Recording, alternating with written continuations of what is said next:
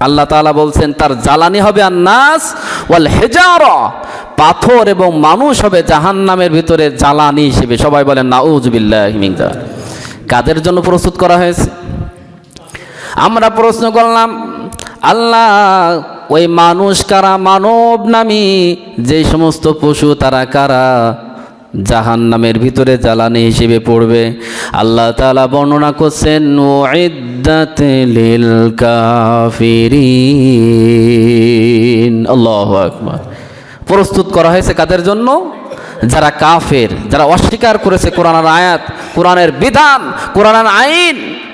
কোরআনের আইন কানুন রাষ্ট্রে পরিচালিত হোক, এটা সে অস্বীকার করেছে।